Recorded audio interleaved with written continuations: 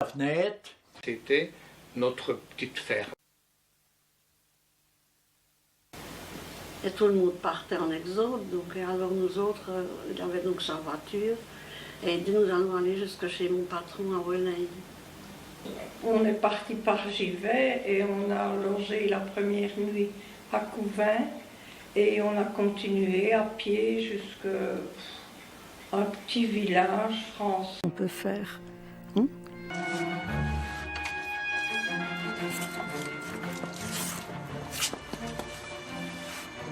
Ces mamans, elles m'avaient vue une fois dans leur vie et la deuxième fois, je venais chercher leur enfant. Il fallait vraiment qu'elles aient une très grande confiance. Mais les enfants, bizarrement, ne pleuraient pas. C'est les mères qui pleuraient.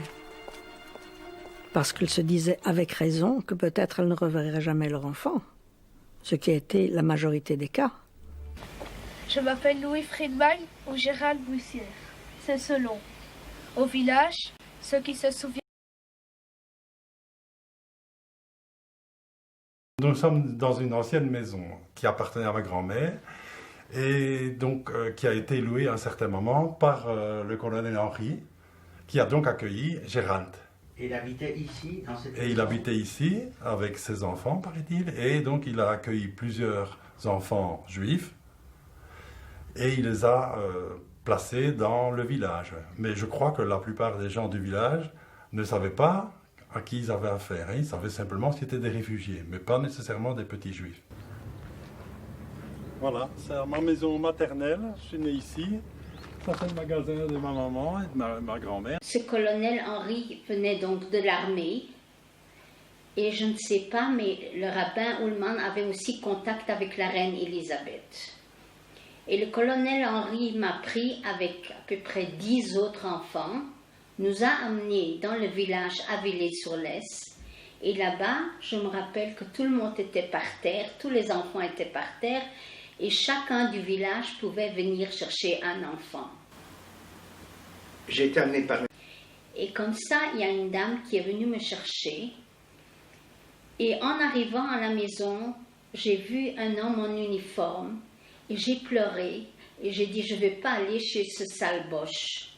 Et cet homme en uniforme, il m'a pris sur les genoux comme son propre enfant et il m'a dit, je ne suis pas un sale boche, je travaille pour le roi. Et il m'a gardé des années, il m'a soigné comme son propre enfant, sa fille aussi, sa femme était malade, ils étaient vraiment spéciaux. Et je l'appelais Papa Lebas, lui il dormait en haut, il a dit qu'il s'en fout. Ce que Dieu va le protéger, il dort dans son propre lit. Moi, je ne savais pas ce que ça voulait dire. J'étais trop petite, mais je savais que j'étais juive. Et j'allais chez les voisins, souvent des vieux gens, et là-bas, la famille est arrivée, et m'ont commencé à questionner, et j'ai dit que j'étais juive. Alors, ils ont raconté aux gens, à la famille Lebas, que j'ai raconté que j'étais juive. Ils avaient tellement peur qu'ils ont commencé à crier sur moi. Et je me suis cachée toute la journée dans le WC parce que j'avais peur. Après, je suis retournée souvent en vacances chez Papa Lebas pour le visiter, car je ne sais encore aujourd'hui pas l'oublier. Je ne sais pas qui j'aurais mieux aimé, mon propre père ou Papa Lebas, parce qu'il était aussi bien que moi. Habitez là.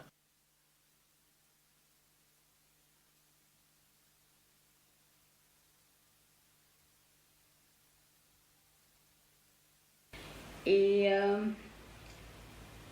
un jour, le colonel Henry, on devait m'opérer des amygdales et le colonel Henry allait venir de Bruxelles pour me chercher. Et comme enfant, j'ai entendu qu'on allait m'opérer, il est venu me chercher, mais je me suis cachée chez les voisins derrière un arbre et on m'a cherché partout, on ne m'a pas trouvé. Il est retourné en train. Et dans ce train, il y avait une mine et ça a explosé et il est mort sur le coup. Et moi, j'aurais dû être auprès de lui. Et de temps en temps, elle venait voir ses filles chez nous. Marie-Ange venait chez nous, elle était dans une famille aussi dans le village. Et la maman venait en cachette embrasser ses filles, mais tout ça, nous ne savions pas. Nous l'avons su que bien après la guerre. Elle s'appelait comment? Viviane et Marie-Ange Robert et Marthe d'Orgelès, qui est arrivée elle, chez monsieur et madame de Cuinchy. Ma mère avait 45 ans à la fin de la guerre et donc elle était dans un état de joie tellement fou qu'elle s'est laissée tirer sur son camion. Alors elle est redescendue un peu plus tard. Mais c'est fou, c'était inouï la liesse qui régnait partout. Vous savez, c'était 4 ans d'occupation qui se terminaient.